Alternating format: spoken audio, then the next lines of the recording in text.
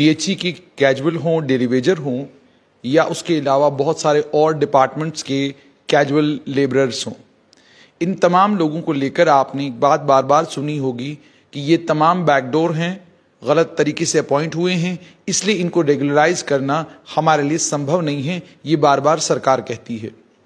लेकिन मेरे हाथ जम्मू कश्मीर की सरकार ने 2014 में कैबिनेट सब कमेटी बनाई थी। उस कैबिनेट सब कमेटी में 6 मेंबर थे। उस कैबिनेट सब कमेटी की रिपोर्ट की एक कॉपी मेरे हाथ लगी है, जिस कॉपी से साफ तौर पर यह पता चलता है कि 61,000 के करीब करीब जो डेली वेजर और कैजुअल लेबरर हैं, जो अलग अलग विभागों में काम करते हैं, जिसमें बड़ी तादाद 23,000 के करीब करीब डेली वेजर सिर्फ और सिर्फ पीएचई डिपार्टमेंट के हैं। उस विभाग के उन कर्मचारियों को लेकर और बाकी तमाम कर्मचारियों को लेकर ऑफिसरों ने बाज़ाब्ता कागजों पर यह माना है कि वो उनके अपॉइंटिंग अथॉरिटी हैं। उन्हीं लोगों ने इन तमाम लोगों को ये मुलाजमतें दी हैं, कैजुअल और डेली वेजर के तौर पर इन तमाम लोगों को मुलाजिम लगाया है। मुलाजिम का मतलब ये कि मजदूर लगाया है।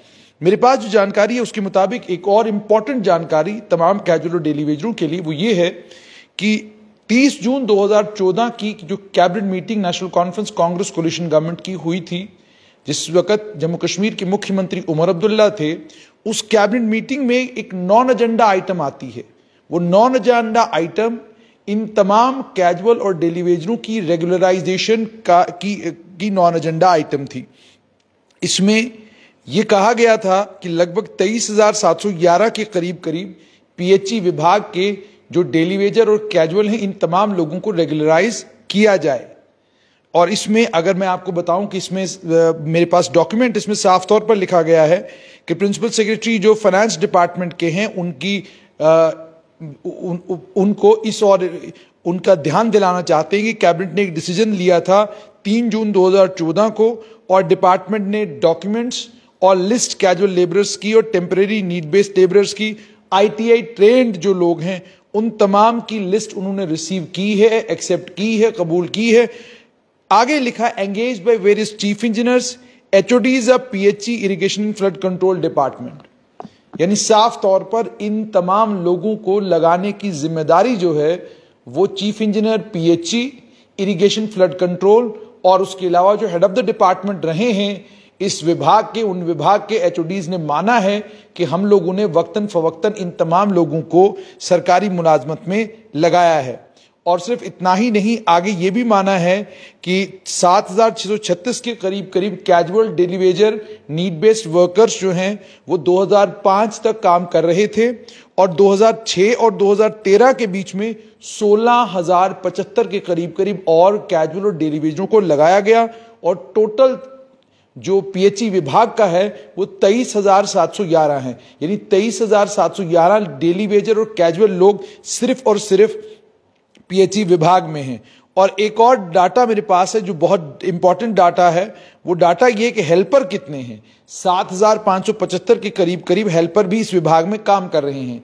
लेकिन इससे ज्यादा इंपॉर्टेंट एक और डाटा है जो इसी रिपोर्ट का हिस्सा है। उस डाटा में ये बताया गया है कि टोटल स्टाफ की रिक्वायरमेंट जो पीएचई विभाग में है वो 67,831 है। 67,831 लोगों की जरूरत विभाग को है।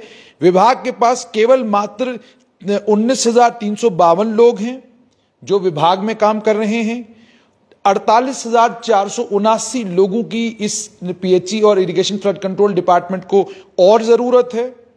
और इसमें से 23,711 कैजुअल और डेली वेजर और कंटिंजेंट पेड वर्कर्स हैं जो काम कर रहे हैं। और 24,708 लोगों की 2014 में पीएचई विभाग को जरूरत थी जब स्कीमें कम थी। आज स्कीमें बढ़ गई हैं, स्कीमें और ज्यादा हो गई हैं। यानी इस वक्त अगर हम स्टाफ की बात करें तो लगभग 30,000 के करीब करीब लोगों की आज भी PHE irrigation flood control department को जरूरत है। यानी इतनी वैकेंसीज अभी भी क्रिएट हो सकती हैं अगर डिपार्टमेंट क्रिएट करना चाहे। यहां पर अब ये सबसे खास बात देखिए कि बाजाब्ता ये कैबिनेट मीटिंग में आती है, ये चीज वहां पर ये डिस्कस होती है और डिस्कस होने के बाद जब रेगुलराइज करने की बारी आती है तो जो लोग, जो मंत्री उस समय इस कैबिनेट मीटिंग का हिस्सा थे, उन लोगों ने हमें ये जानकारी दी कि कश्मीर के कुछ पॉलिटिशियंस थे जिन पॉलिटिशियंस ने ऐतराज जताया और उन्होंने ये कहा कि जम्मू के ज्यादा रेगुलराइज हो रहे हैं, कश्मीर के कम रेगुलराइज हो रहे हैं। अब जम्मू के ज्यादा क्या रेगुलराइज हो रहे थे, वो मसला सिर्फ ये था कि इरिगेशन फ्लड कंट्रोल कश्मीर में कुल 101 लोग होने थे, 617 लोग रेगुलराइज होने थे, माफ कीजिए। पीएचई कश्मीर में 6062 लोग होने थे, पीएचई जम्मू में 16070, इरिगेशन फ्लड कंट्रोल जम्मू में 926 और रवि तवी इरिगेशन रवि आरटीआईसी इसको हम लोग कहते हैं, इरिगेशन कैनाल जम्मू में 36 लोगों को रेगुलराइज होना था। यानी 23,711 में से कश्मीर डिवीजन के पास कुल 6,662 या यूं कहिए 6,690 के करीब करीब एम्प्लॉइज कश्मीर डिवीजन के थे, बाकी मैक्सिमम एम्प्लॉइज जम्मू डिवीजन के थे। इस बात पर तनातनी हुई, नतीजा ये निकला कि इस फैसले को टाल दिया गया और उसके बाद ये फैसला दोबारा कभी हो ही नहीं पाया। फिर आपको ये भी याद है कि जम्मू कश्मीर में चुनाव हुए तो आज के दिन भी PHE irrigation flood control department को 24,708 लोगों की जरूरत है। 23,711 लोग इस समय कैजुअल और डेली वेजर के तौर पर काम कर रहे हैं।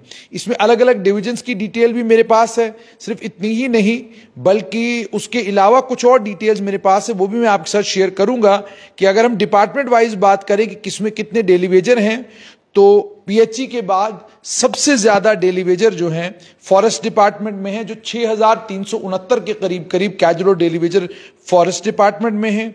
उसके बाद अगर मैं बात करूं तो 3,908 के करीब करीब पीडब्ल्यूडी डिपार्टमेंट में है, 3,065 के करीब करीब health and medical education department में है, टूरिज्म डिपार्टमेंट में 1,632 हैं, 1,716 housing and urban development department में है और इसी तरीके से 173 के करीब करीब animal and sheep husbandry department में है और स्टेट्स डिपार्टमेंट में भी 413 के करीब करीब कैजुअल और डेली वेजर काम कर रहे हैं। इसके अलावा और भी छोटे मोटे बहुत सारे और डिपार्टमेंट हैं, लेकिन सबसे बड़ा नंबर 23,711 का इरिगेशन और फ्लड कंट्रोल डिपार्टमेंट का है और डिपार्टमेंट ने इन तमाम लोगों को एंगेज इसलिए किया है क्योंकि ये तमाम लोग इरिगेशन और फ्लड कंट्रोल और पीएचई विभाग की स्कीमों को सुचारू रूप से चलाने में इन्हीं का योगदान है। यानी अगर आप इनको बाहर निकालते हैं तो आपकी सारी स्कीमें बंद हो जाएंगी, कोई भी स्कीम चल नहीं पाएगी क्योंकि निचले स्तर पर ये लोग काम करते हैं और स्कीमों को कामयाब बनाने में इनका सबसे अहम रोल है। अब चूंकि विभाग एसएसआरबी के जरिए और बाकी इंस्टीट्यूशंस के जरिए रेगुलर रिक्रूटमेंट कर नहीं पा रहा, आपने अभी भी देखा कि 3 रिक्रूटमेंटें Jammu Kashmir service selection board ने की, तीनों रिक्रूटमेंटें सीबीआई के पास इस समय है और सीबीआई उन तीनों रिक्रूटमेंट्स में पड़ताल कर रही है। अब जब तक पड़ताल खत्म होगी और जब तक दोबारा इम्तिहान होगा, फिर दोबारा इम्तिहान के बाद क्या तमाशा होगा किसी को खबर नहीं। तो जब एसएसआरबी वक्त पर रिक्रूटमेंट्स नहीं कर पा रही, पीएससी नहीं कर पा रही और उसके बाद फास्टैग रिक्रूटमेंट भी नहीं हो पा रही, नतीजा ये निकलता है कि स्कीमें तो जाहिर सी बात है किसी का इंतजार नहीं करती, स्कीमें एक के बाद दीगरी आती रहती हैं, उनका नंबर बढ़ता रहता है। जैसे जैसे स्कीम्स का नंबर बढ़ता रहता है वैसे वैसे सरकार के लिए उन स्कीमों को चलाना मुश्किल हो जाता है। फिर चीफ इंजीनियरों को और बाकी अफसरों को यह ताकत दे दी जाती है कि ठीक है जी, आप अपने लेवल पर इन स्कीमों को चलाने के लिए लोगों को एंगेज करिए। वो लोग फिर इन तमाम स्कीमों में लोगों को एंगेज करने का काम शुरू कर देते हैं। फिर जब राजनीतिक लोकतांत्रिक कोई सरकार आती है तो लोकतांत्रिक सरकार में नेताओं का वेस्टेड इंटरेस्ट भी आ जाता है। वो कहते हैं ठीक है भाई, अगर चीफ इंजीनियर कर रहा है भाई हमारे भी 4 आदमी लगा दो, हमारे भी 6 आदमी लगा दो, ये सिलसिला भी होता है। नतीजा ये निकलता है कि ये नंबर जो है बढ़ता रहता है। हालांकि 2017 में ये सारा सिलसिला रोक दिया गया जब एसआरओ 520 आया। एसआरओ 520 के आने के बाद इनकी रेगुलेशन का सिलसिला शुरू भी हुआ, लेकिन उसके बाद वो थम गया और उसके बाद दोबारा रेगुलेशन कभी हुई ही नहीं। अब अगर हम कानूनी तौर पर बात करें तो मैं अगर थोड़े से और कैजुअल लेबरर्स की फिगर आपको दे दूं तो पीडब्ल्यूडी विभाग में 2,724 हैं, हाउसिंग में 3,922, एग्रीकल्चर प्रोडक्शन डिपार्टमेंट में 4,383, फॉरेस्ट डिपार्टमेंट में 802, उसके अलावा 316 लोग टेक्निकल एजुकेशन डिपार्टमेंट में हैं, 1,083 लोग फ्लोरिकल्चर डिपार्टमेंट में हैं, 256 लोग कोऑपरेटिव डिपार्टमेंट है, 256 लोग housing and urban development department में हैं। तो कहने का मतलब ये कि लगभग कोई डिपार्टमेंट ऐसा नहीं है जिस डिपार्टमेंट में डेली वेजर और कैजुअल ना हो। कैबिनेट सब कमेटी जो कॉन्स्टिट्यूट की गई थी, जिसको ये तमाम सिफारिशात देनी थी 4 सितंबर 2014 को, उसमें उस समय के फाइनेंस मिनिस्टर अब्दुल रहीम राथर थे, उस समय के मिनिस्टर फॉर रूरल डेवलपमेंट उस वक्त अली मोहम्मद सागर थे, मेडिकल एजुकेशन के मंत्री ताज महिउद्दीन थे, अर्बन डेवलपमेंट के मंत्री नवांग रिगजिन जोरा थे, पब्लिक हेल्थ इंजीनियरिंग के मंत्री श्यामलाल शर्मा थे, और प्लानिंग एंड डेवलपमेंट डिपार्टमेंट का मंत्रालय कुछ देर तक मुख्यमंत्री के पास भी रहा, लेबर एंड एम्प्लॉयमेंट का मंत्रालय कुछ देर तक मुख्यमंत्री के पास भी और अब्दुल रहीम राथर के पास भी रहा, और minister for law and parliamentary affairs Mir Saifullah थे। तो ये लोग थे, ये तमाम मंत्री उस कमेटी में थे जो कैबिनेट सब कमेटी बनाई गई थी, जिस कैबिनेट सब कमेटी को ये फैसला लेना था। लेकिन उसके बाद नतीजा ये निकला, ये कैबिनेट सब कमेटी जो है बट गई कश्मीर और जम्मू के नाम पर। नतीजा ये निकला कि कैबिनेट सब कमेटी फैसला ले नहीं सकी, और चूंकि कैबिनेट सब कमेटी फैसला ले नहीं पाई, डेली वेजरों की रेगुलराइजेशन उस वक्त नहीं हो पाई। यानी सब लोगों ने डेली वेजरों के ऊपर सियासत की है, कोरी सियासत की है। अगर पिछली सरकारों ने, जैसे मैंने आपको कहा कि 7,000 डेली वेजर 2005 तक लगे थे, 16,000 डेली वेजर पीएचई में 2006 और 2014 के बीच में लगाए गए। यानी उन 8 सालों में, जिन 8 सालों में पहले पीडीपी कांग्रेस की कोलिशन गवर्नमेंट थी और बाद में नेशनल कॉन्फ्रेंस कांग्रेस की कोलिशन गवर्नमेंट थी, इन दो कोलिशन गवर्नमेंटों में 8 सालों में 16,000 लोगों को पीएचई में डेली वेजर और कैजुअल के तौर पर लगाया गया, ताकि अलग अलग पीएचई की स्कीमों को चलाया जा सके। अब उस वक्त की हुकूमत अगर चाहती तो 2014 में ही डेली वेजरों की रेगुलराइजेशन का मसला हल हो गया होता और रास्ता निकल गया होता। 2015 में एसआरओ 520 आया, उस एसआरओ 520 में एक रास्ता दे दिया गया कि किस तरीके से डेली वेजरों को और कैजुअलों को हम रेगुलराइज करेंगे। उस रास्ते को पर चलना भी हुकूमत ने शुरू किया, लेकिन उसके बाद जब से गवर्नर रूल आया, गवर्नर रूल में ब्यूरोक्रेट्स ने कहना शुरू कर दिया कि ये सब बैकडोर से आए हैं, हम इन्हें रेगुलराइज नहीं करेंगे। नतीजा ये निकला, सारे का सारा प्रोसेस जो है रुक गया। अब चूंकि ये मामला दिल्ली पहुंच चुका है और दिल्ली दरबार में ये मामला इस तरीके से पहुंचा है कि वहां पर दरबार में इस पर सोच विचार हो रहा है। अब फैक्चुअल पोजीशन उनके सामने आ चुकी है कि वक्तन फवक्तन ये लोग लगाए गए हैं और यही लोग अब स्कीमें चला रहे हैं, इनके बगैर ये स्कीमें चल नहीं सकती। तो बेहतर है कि अब कोई वाया मीडिया निकाला जाए, कोई रास्ता निकाला जाए जिससे इन्हें रेगुलराइज किया जाए और इन्हें एक रास्ता दिया जाए जिस रास्ते के जरिए फेज वाइज रेगुलराइज हो, ताकि डिपार्टमेंट को कल आने वाले वक्त में किसी किस्म का कियोस और कंफ्यूजन का सामना ना करना पड़े। लेकिन विडंबना की बात ये, जो नॉन एजेंडा आइटम के तौर पर जून 2014 में उमर अब्दुल्ला की कैबिनेट मीटिंग में मामला आया, उस मामले पर national conference Congress coalition government फैसला नहीं ले सकी।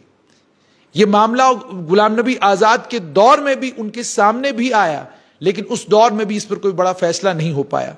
फैसला हुआ तो 2015 में आकर हुआ, लेकिन उस फैसले की इंप्लीमेंटेशन नहीं हो पाई। 2015 में एसआरओ 520 आया, उस पर कुछ काम भी हुआ, लेकिन वो काम आगे बढ़ नहीं सका क्योंकि जम्मू कश्मीर में लोकतांत्रिक सरकार खत्म हो गई।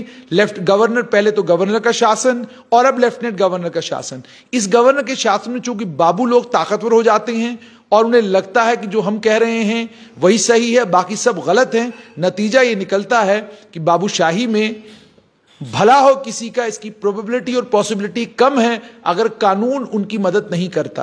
क्योंकि यहां पर डेलीवेजरों को लेकर एक मानसिकता बन चुकी है। उसी मानसिकता को ध्यान में रखते हुए मैंने आज आपके साथ जुड़कर यह बात कही कि बाज़ाब्ता कैबिनेट कमेटी